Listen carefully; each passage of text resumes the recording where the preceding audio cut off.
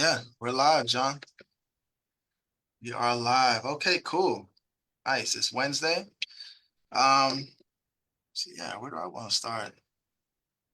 What's going on, Fleet Connect fam? Super excited for today's live, actually, because we're digging into one of the biggest silent killers in this trucking industry, right? Whether you're running 5 trucks or 50, you're probably lost a customer because your quote was too high, or worse, you maybe have kept the customer only to realize you underbid and you're driving loads at a loss, right? So bad quoting, that ends today. I've got a special guest with me, Mr. Jonathan Sinton, the founder of Dray Insight.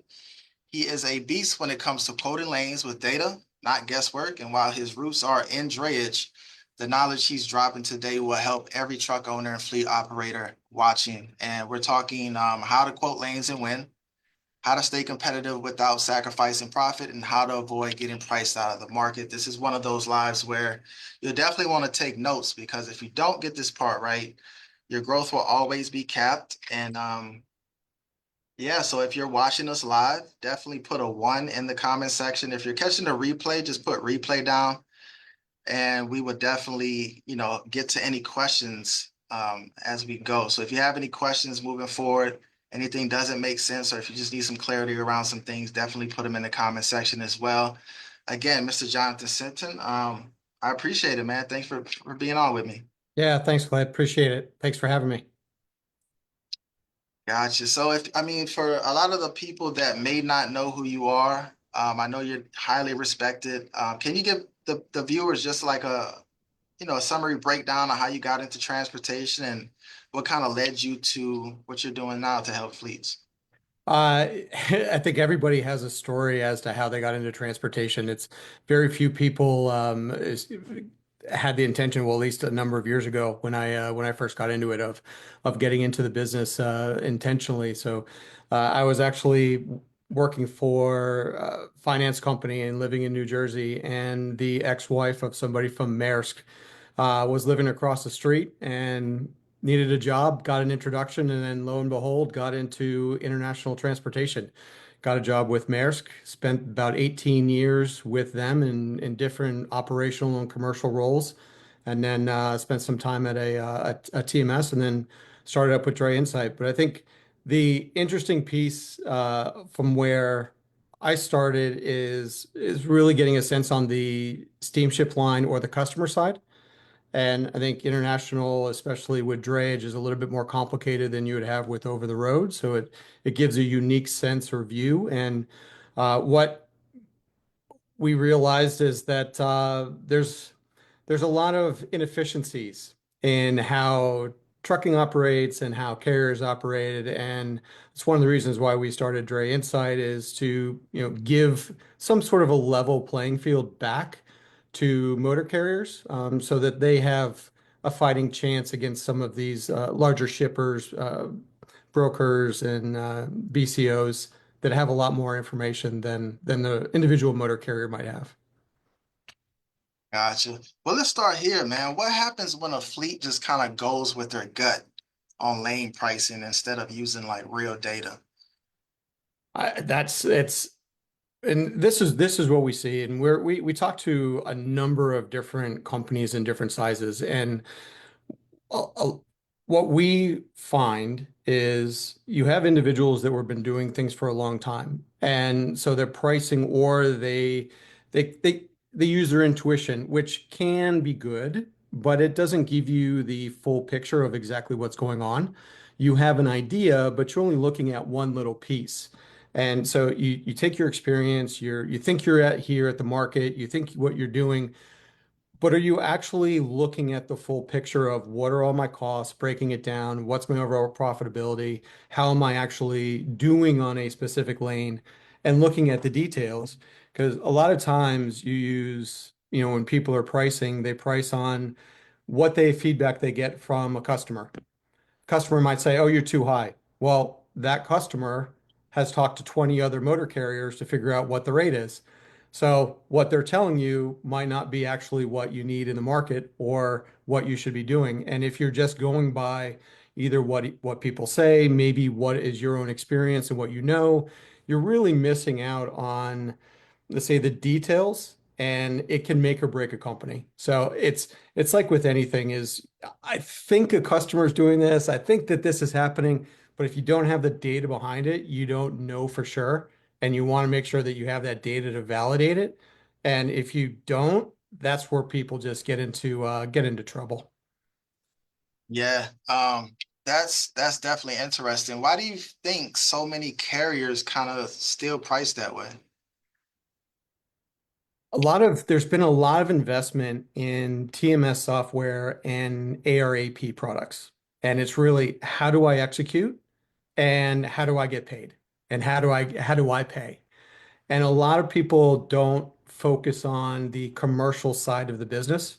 And this could be from an owner operator to a company that has, multiple locations around the US and Canada. It's all the same of I use it's always been this way, so this is how I do it. Why would I want to look at something else? Because this is just how it's done.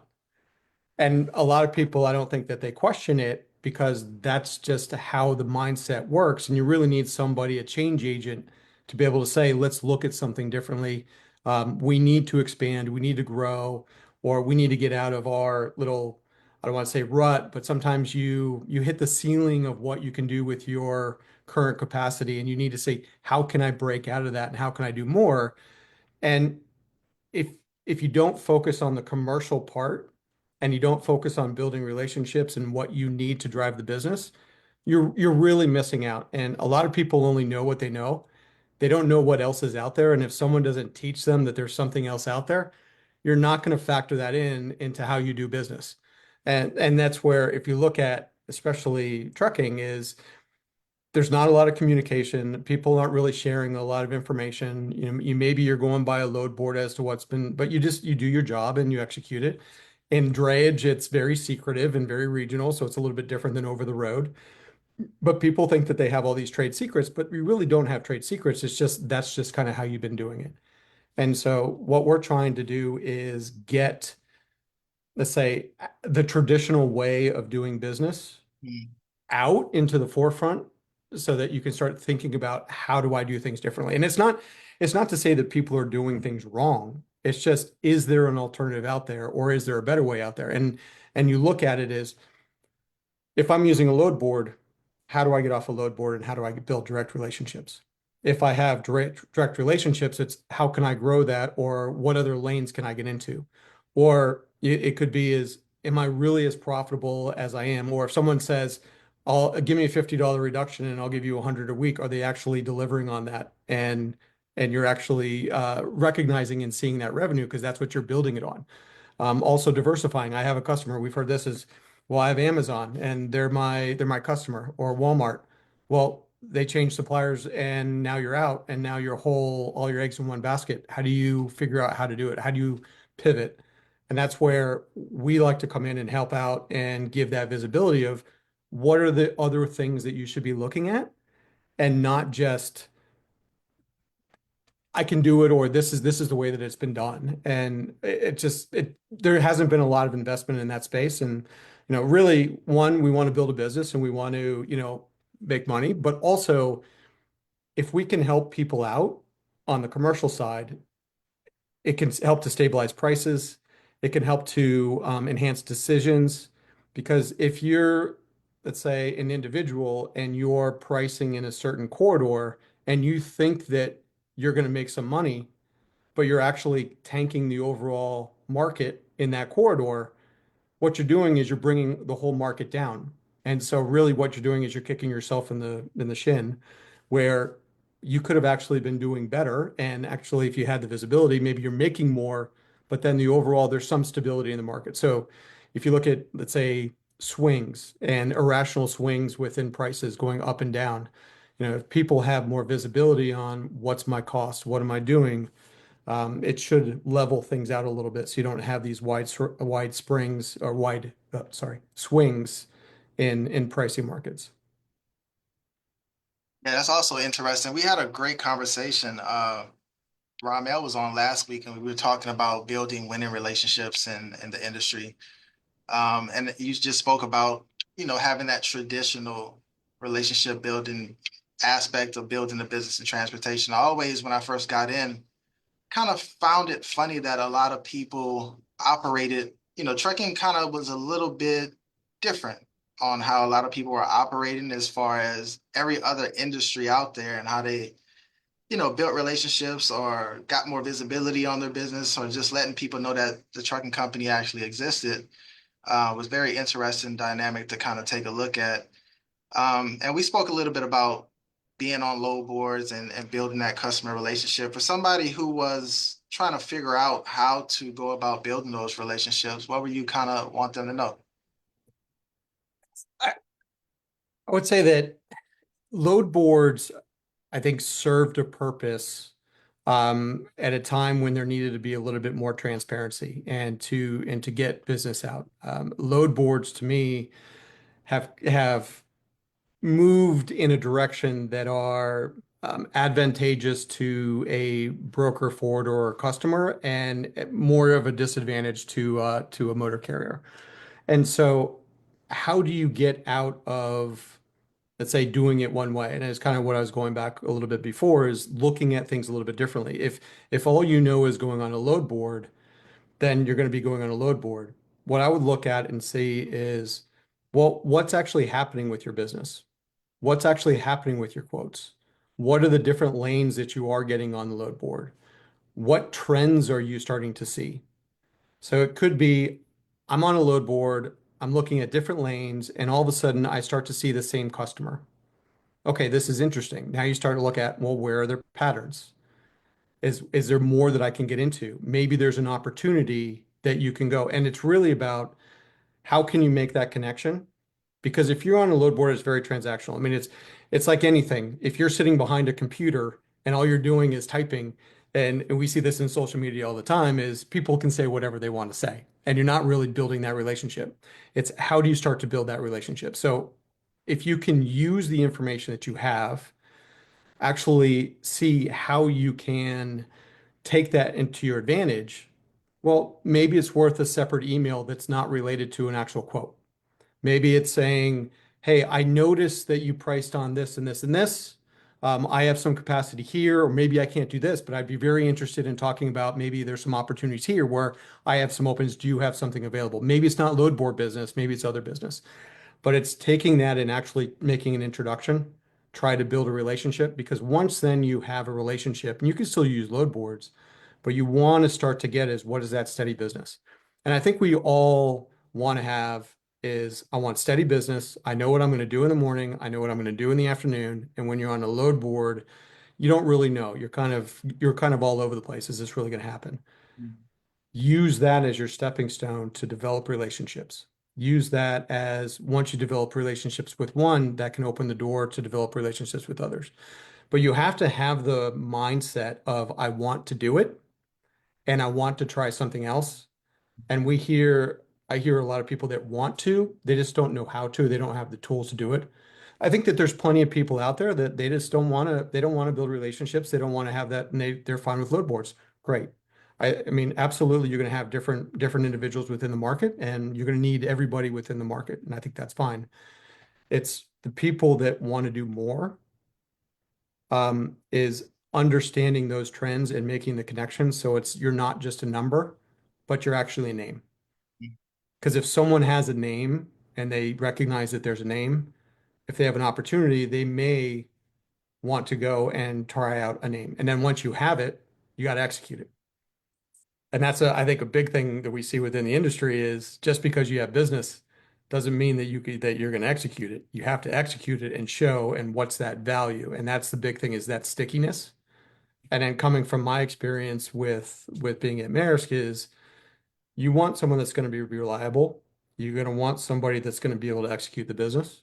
You're going to want somebody where you're not going to have to give them a call. They're going to call you and they're going to notify you and be proactive. You start to do these small little things, then you'll start to get your foot in the door and kind of build those relationships. But it takes time. It's extremely frustrating. And it's not going to be your first hit at it. I mean, it's something that you really have to work out. And so I would say for the audience, if you really want to build relationships and build those connections and try to get into steady business, I mean, it's a grind. It's a grind. Is you have to get your foot in the door and then prove it. But look at the trends, look at the opportunities, look at patterns, ask people. Oh, this is the other thing is use your network. Just have conversations. You don't need to have an intro to somebody to be able to say, um, can you give me business? It's more of tell me about your experiences. How did you get started? I love how did people get to where they are? Yeah. Having conversations and learning and then applying that and then continuing to learn. And that's how you start to build in those relationships. But I mean, I think load boards are a good complement, but if you can get some steady business, then that's definitely the way to go if you can make that work. Yeah, for sure. Just being curious, right? Just asking questions and learning more about people's stories. Just starting that conversation is definitely key. And you talked a little bit about trends. Let's talk macro a little bit. What are some, I guess, freight market shifts you're seeing right now that fleet owners need to consider when quoting? I mean, obviously the tariffs are forefront in everybody's minds. And everyone says we see a lot about investment coming into the market and domestic investment. But that's also going to take time. So if you're looking at what's happening as try to take I would push people to think about what's actually happening overseas and what's happening internationally, because that has a downstream effect on the overall market. I think we tend to look at what's in our own little bubble, what's kind of happening, with where we are. If you're looking at drayage at a port, is well, what are the vessels that are coming in for that specific port? If you're looking for over the road, maybe you're doing some warehouses, some containers are coming in. It's going through a warehouse and then it's being delivered, domestically. All of this is connected. So even though you might be an over the road dry van, you might do box truck, it might be something else. It could be connected to what's actually happening on a container ship and what's coming from overseas. So if you're looking at what are the patterns and what are the trends, is understand what's actually happening internationally. So there's a lot of news reports recently about blank sailings out of Asia, especially out of China. Right now in this period of time is a lull. So you're generally going to have import volumes are going to be down. You have something called Chinese New Year, which is the beginning of the year. There's a big push. You also had tariffs, so there's a big push. A lot of volume came in. Warehouses are pretty full. All that stuff is going to be distributed throughout the country. You're starting to see now blank sailings and overall capacities down. What this means is that the amount of containers that are coming in to the East Coast and the West Coast will be a little bit lower. So you have to anticipate that actually carrier rates are probably going to be a little bit lower in the coming months, just because there's going to be more capacity than there is to volume. This then should also go within the domestic market as well. People aren't maybe aren't buying as much, or you have companies that aren't sure what's going to happen with regards to the tariffs and where everything's going on. The market is all over the place. All of these are signals as to what might happen. And you should factor this in when you're doing your pricing as to, well, I'm pricing business today, but it's not going to materialize for another month. Well, what's it going to be in the next month? And are you actually going to get that? So all these trends and what you see is happening should help you with anticipating where I should be pricing for a specific time period. So maybe you want to be a little bit more aggressive so that you can lock in some business when things dry up. Maybe, or maybe you want to take advantage of some short-term capacity or short-term volume so that you can, get a little bit more margin, which maybe then carries you over for the next, month or two if things kind of um, really go a little bit lower. But understanding what's actually happening on a macro level will impact what's actually happening on a local level. And I don't think a lot of people look enough on a macro level to really influence their decisions with regards to pricing and loads. And it's not an easy thing to understand and will take time. But it's really something that I think that your listeners should dabble in and just looking at different news articles and just trying to understand and listen to what's really going on, because that really impacts what might happen to you on a day-to-day basis or within the next month or 2 months. Gotcha. And that kind of teed up my next question. I'd love to know if you, all the viewers, where are you guys locked in? Where are you guys viewing from? If you're on the road, let us know in the comment section. Love to know where you guys are at. Again, if you have any questions, we'll try to get to those at the end. So just drop them in the comment section. And then Mr. Sinton definitely wants to show you guys a little bit more on what he's doing to help. So stay tuned with us. But my next question, my last question at this moment, Mr. Jonathan, is let's talk solutions, right? What does quoting like a pro actually look like, and what systems or habits do the smartest fleets use? Yeah, it's understanding both your variable and your fixed costs and what goes into it, and also your rainy day fund. I'll get into that a little bit. A lot of people will price based on what's actually happening with the truck. So if I'm pricing and I know my truck or I'm going to be driving and I'm going to go from point A to point B, and I can quote the customer and I'm going to make a certain amount of margin and I have this and I think I'm making money. Well, a lot of people aren't factoring in, well, what are my fixed costs? What's actually my overhead? Because if you're an owner operator and you have your own truck and you say, "Oh, I'm making all this money," but you got to think about is you got to pay yourself and also pay the business. So you have a business that you have to operate. And if you're going and saying, "Well, I have all this and I'm getting paid for it," you're not actually paying the business. So you have to make sure that you have a demarcation of what are the costs associated with pricing that specific load, not using averages of averages because averages of averages is an average of crap. You get out what you put into it. So it's looking at what are the specific costs that you have on that lane, and then looking at what is your overall profitability. So that might say, I'm making X on this move, but is your company really making that money? Are you really making a profit? And that's the key is the company needs to make a profit in order to continue operations or to be able to invest in the future. So if you look at a truck, one item that people don't factor in is, well, what's my maintenance cost? I think everybody that's listening can say is they've something's happened, they've gotten a flat tire, truck's broken down. Well, I have warranty, but not everything's covered under warranty. So what are you going to do? You need to actually have that rainy day fund of allocating amount um, of maintenance cost to your assets in case something breaks down, that you have that to be able to keep the truck on the road. Because if you don't, you're missing out. You're only getting revenue if your vehicles are moving and you're moving freight. You're not moving freight and your trucks are sitting, you're losing money. And if you're losing money, you still have fixed costs. You still have to pay for insurance. You still might have to pay for lease. You have all of these expenditures. Maybe you have a yard, and I hear this also is, well, I charge for yard storage. Well, what's your cost? Well, I don't have any cost because it's just my yard. No, you have a cost. There's a cost associated with it.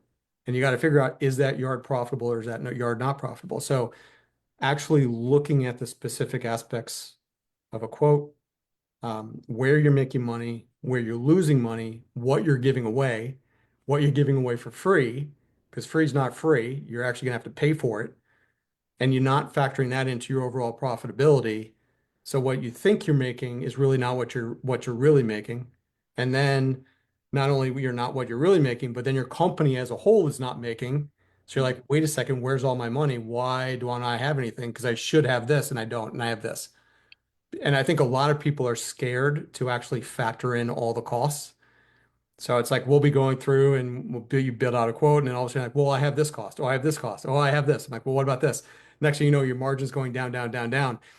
And when people like psychologically, they're like, wait a second, no, that's not good. It should be much higher. Yeah. The reality is, no, that's the reality of what you're going to make. And you need to be realistic in that profitability. And if you're not, then you're just kidding yourself and you're not going to be able to do what you need to. No, that's very true. I'm a visual learner. Do you have a second to kind of walk people through what this looks like? Yeah. Yeah. Make sure.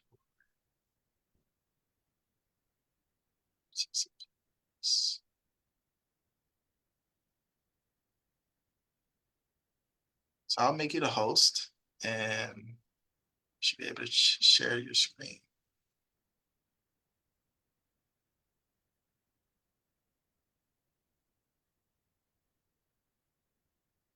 Yep. Let's see, we got Zane in the comment. What's going on, Zane? Mr. Dewan Cannon, what's going on, brother? Has it been a while since we spoke, man? We got to catch up. You're in Virginia, be safe on the road. Let's see, who else we got? Mr. Danzy, Mr. Allen. Hey, what's going on? That's Erica Monique. How you doing? Glad you guys are tuned in with us. Okay, here we go. All right. So here's I'll just do an example quote and I'll take you through it. So not to go through more so this, but it's just understanding what are my details. Now I'm in Charlotte, so I'm going to just do something quick here.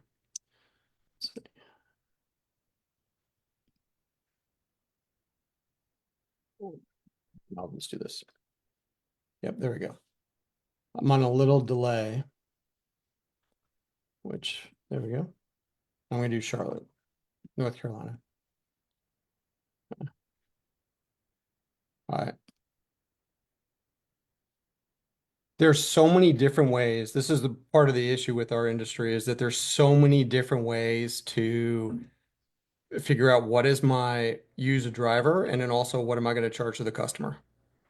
So you have company drivers, owner operators, independent contractors if you're in California and in some other states, or third parties, so you're using a broker. So all of these factors is if you're pricing business and you're actually having, you need to understand is what are your costs, what are you going to do, how are you going to service it, one internally, but also how does your customer want that rate? And can you provide them the rate without actually jeopardizing your full picture? And what I mean is a customer may come to you and say, I want an all-in rate, or give me one rate that's going from one location to another location. So I'll say Savannah to Charlotte. Well, you price them like, all right, well, I make, 3.55 a mile or $4 a mile, and I'm just going to price it out. And you know what? I think I'm making money. But are you actually making money? And that's the key is actually building it so that you have all the costs factored in. So in this case, I'm going to say as a company driver here. All right. So if you're looking at what is my rate, what's my driver rate? Maybe you're paying somebody, maybe you have some people within your company, or you're looking at it yourself as, well, maybe I'm an owner operator and it's just myself and I just have my own truck. Well, my hourly rate is $35 an hour. Well, no, your rate that you should be paying is not only yourself, but it's the equivalent of what you're paying a company driver. So what are the benefits? You have 401k? Do you have insurance? Do you have any other costs that are going that would be employing that driver? So even if it's yourself, you're going to have these costs associated with it to be able to say, what is my actual hourly rate? So in this case, I have an example. It could be a $35 hourly rate. That's when I'm hiring somebody. But the reality is the cost is going to be 43.75. So right there, there's a gap where people are missing and actually factoring in, and they can they can make the load or the pricing look much better than what is the reality. How do I want to charge the customer? Per hour, per mile, flat rate. So I'll just do, or a markup. So I'll just do this I'll just keep this as here. Fuel costs, same way. I can do a percentage. Maybe the fuel is included in the driver rate. Maybe you want to do is, well, what's my actual cost? So if you're saying, well, my cost to run the truck is X amount, per mile, or I have this much, it's, $2 a mile. That's $2 a mile in general, but it doesn't mean that that's actually $2 a mile for that load. So if you're going north, maybe there's a lot of congestion and it's going to take a little bit longer and you're going to burn more fuel. Maybe you're going west and you get better miles per gallon. Maybe instead of 6 miles per gallon, you can get 8 miles per gallon. And so actually you have a better fuel efficiency so that your cost is actually a little bit lower than maybe if you're in the city. So looking at that on a specific basis can really dial in and see, well, is this good business or is this not good business? So looking at it, what is my miles per gallon? What's my idle time? This is another aspect that a lot of people ignore. Your truck is going to be idle. You're going to be sitting in a warehouse. You're going to be sitting somewhere. Maybe there's a layover overnight and it's cold and the truck needs to run because they need to have heat. You're going to have cost. We factor in about a gallon an hour for fuel cost. That's part of the burn. That's part of your cost. You have to factor these things in, even though it's not, let's say, the most obvious part of the move. What's my customer fuel surcharge? Am I actually recovering it? So if you do an all-in rate, maybe you have a line haul on your fuel and it's an all-in rate. Maybe you have an owner operator and you're paying them a percent. Are you giving them a percentage of the fuel? Or are you giving them a percentage of the line haul? What's into your cost, how you're pricing it. That makes a big difference. You don't want to double pay, but you want to make sure that they're compensated. So build this in. So having all of the different scenarios, and we did drayage because there's not a lot of people within the drayage market. We understand the drayage market, and it's a lot more complicated than you would have for over the road. So the concepts apply across all of motor carriers, but here we wanted to make it specific for drayage because it's the most complicated that we see. But it applies to any circumstance. Within a truck, do you have lease? Do you have depreciation cost? What about maintenance costs? I touched on that a little bit before. So let's say I have maintenance costs. All of this adds up. You generally can't charge your customer maintenance costs. So then that's a cost that you're going to eat. So you have to also, again, this is your rainy day fund. How are you going to have it? Chassis, accessorials, equipment. But it's understanding what does that actually come out to? So if I can look at a load and say, well, my driver payout is 345, my fuel is 327. Let's say I have chassis cost of here, truck maintenance cost of here. My total cost is 818. Right? I'm charging the customer 985, 335 for fuel, chassis markup $80. So let's say the customer rates this, my break even's this, and my margin is this. Okay, that looks pretty good. But is that the reality of what you're looking at? Well, you also have overhead. So in this case, my overhead, because I have a bit of a load, is, well, my overhead cost is now down to 209. So if I take this business, my overhead contribution, it's 209 per. So this is 582. If I have factoring, let's say I do factoring, it's 3%. I have $42 of factoring. Now I'm down to 540. I have whatever other additional costs that maybe I need to factor in. Okay, that kind of brings it down. So what is the reality of looking at it this way? The other part is if let's say you're an owner operator I'm gonna take this out and I'm gonna say, I don't have, um, I run myself, I run my own truck. This is what I'm making. I'm making this, I'm making 927. That looks awesome. That looks amazing. Well, you know what? I'm getting pressure, so I'm going to go down to 700. All right, so I'm making 545. Great. I'm making 545. Company's doing great. I'm keeping all of that. Well, actually,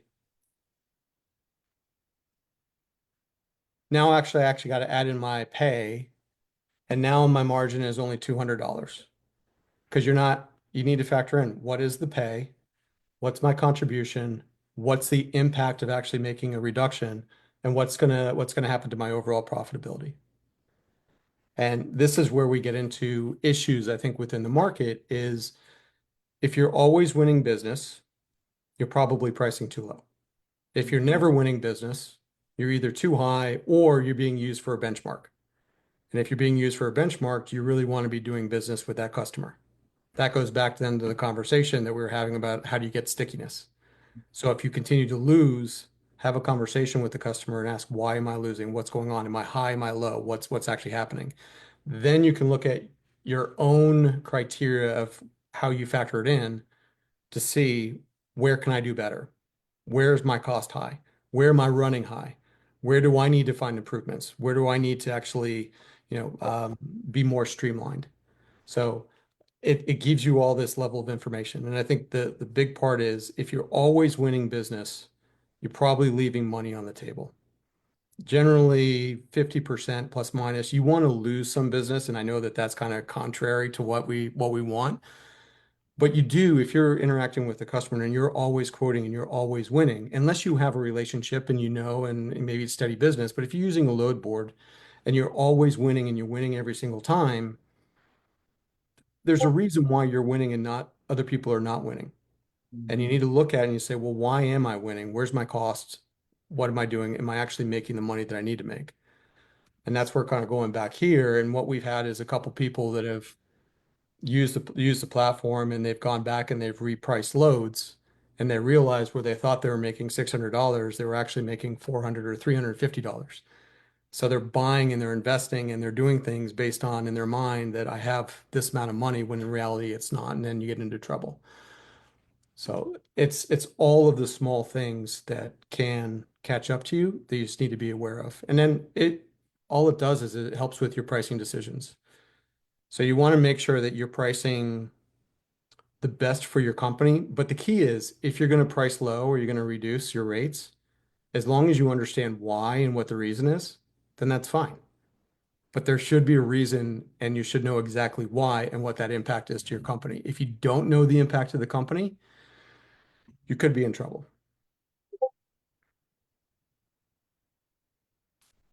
Got it. Okay, perfect. That was spot on. That was spot on. So at this point, do you have time for a couple of questions? Yeah. All right, let me check the comments. Let's see.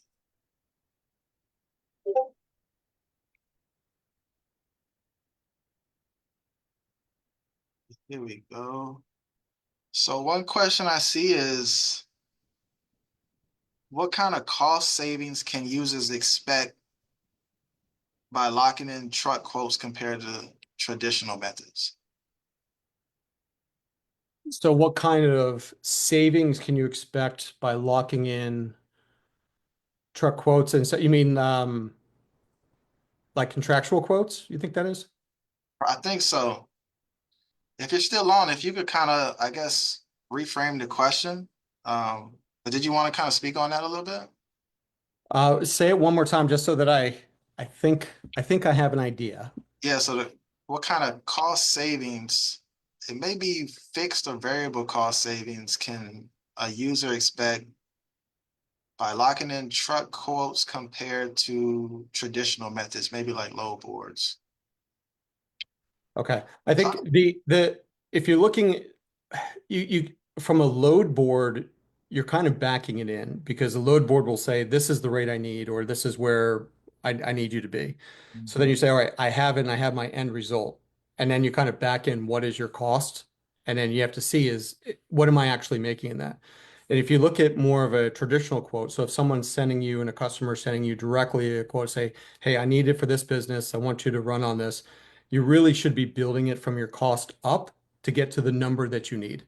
So that's where if you're going to leave money on the table is being able to see is I know what my cost is and I know roughly what my margins need to be, then you know where you're at.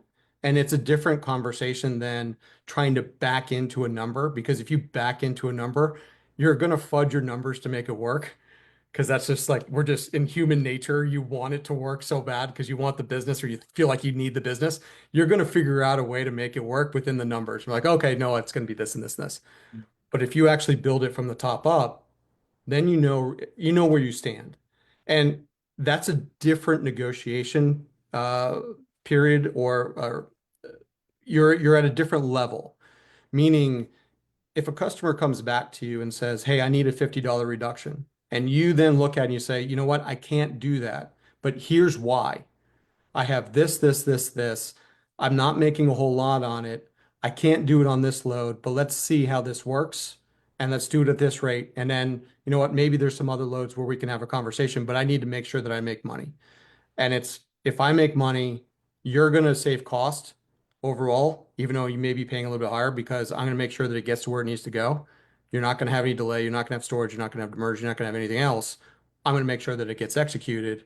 So let's do this. And you'll find that then that contractual rate or that direct customer rate, you should have a higher margin. I don't know. I could figure probably between 10 and 15%, maybe 20%, because you actually know where you stand Mm, by building that up then compared to just trying to back into something. got you. Another question, and we talk about margin a little bit.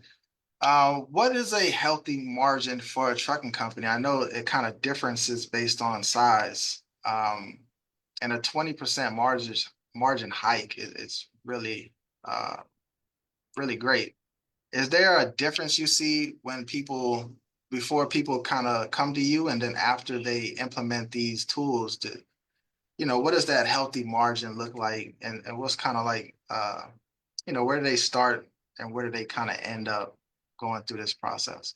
Yeah, we would generally see is, and this is more of a general statement, right? I don't want to say anything that's going to be specific, but right around that 15 to 20%, sometimes even 30%, you might see an increase in margin. And it's, you have to remember that's all relative to a specific quote and it's all relative to a specific lane.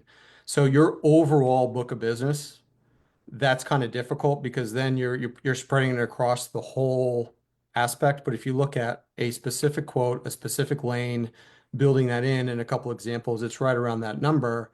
And a lot of times it's just people just don't, they didn't know to add something in. They didn't need to know, or they didn't know to make a decision, or they would normally, another thing we've heard is, well, we just would reduce the rate by $50 because the customer said so.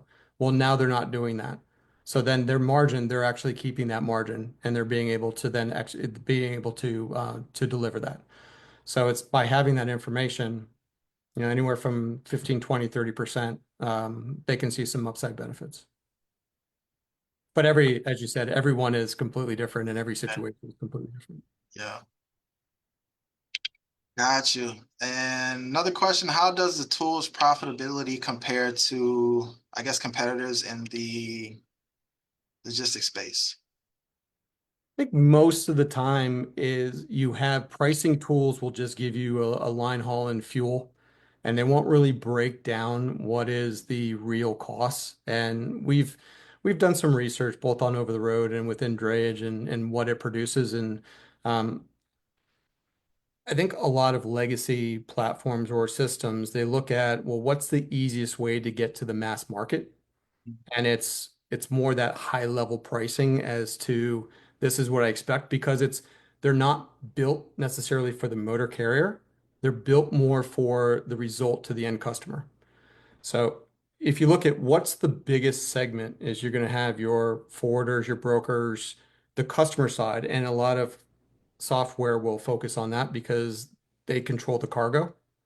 What we actually are taking an opposite view, and our focus is more on the carrier, and we want to help to support the carrier.